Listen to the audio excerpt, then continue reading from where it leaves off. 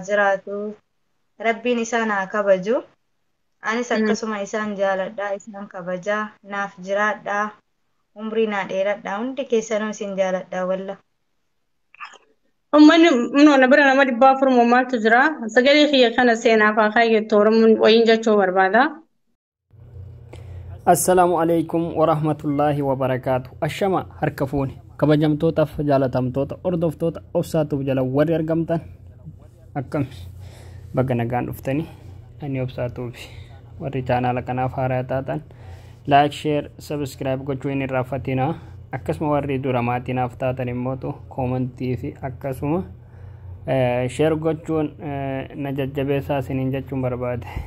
Egaa maalirraa dubbachuu edda warra jettanii akkuma beekamu waan social media kanarra deemaa jiru reedii fi haadha manaa reediidha jechuudha. Haadha fira waliin beektan hundi keessanuu Eda Nasraa waliin taphattee turte jechuudha. Yeroo sanitti Oromoo koo galatoomaa jette. Maaliif kana jetti beektu? Kun sagalee siif ta'a, kun immoo icciitii si baasa, kun immoo sirratti duula.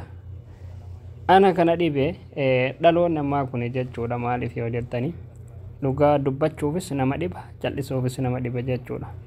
Jara kana lamaan yoo wal lolan yeroo ammaa kanatti namni nama wal lole araarsu hin jiru. Nama walitti nama naquu fi nama icciitii namaa guuree icciitii namaatiin olii gad deemee jidduu namaa qoree naqee addaan fageessu malee namni walitti nama araarsu hin jiru jechuudha.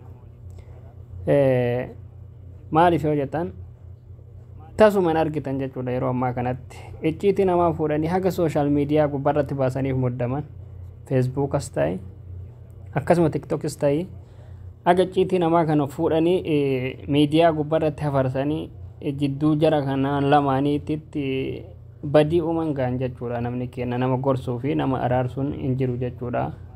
Kuni maaliif kana ta'a? Dhugaa hedduu na dhibeen akka mataa kootitti hedduu na ajaa'ibeellee jechuudha.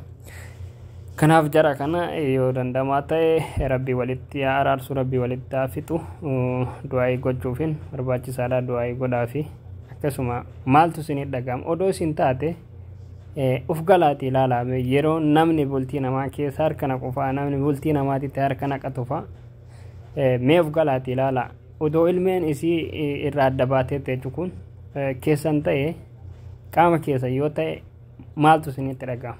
Akka mataa keessaniitti maaltu isinitti dhaga'ama?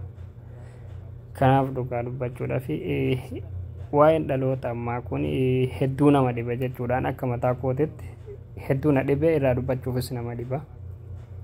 Hundaafuu rabbiin jara walitti araarsu yoo danda'amaa ta'e nama walitti araarsudha malee jidduu namaa deemanii icciitii namaa guuruun hin barbaachisu. Innis jara nu dhiisaa jedhee bare akki isin amma godhataa jirtan kun akka addaan nu fageessu malee waan walitti nu deebisuu miti. Jara nagee nu dhiisaa jechaa ture jechuudha. Isinis kaa jechaa jirtu kanuma. Ummanni kennas marri isii rifachuu baatus qixxeen isiif rifata.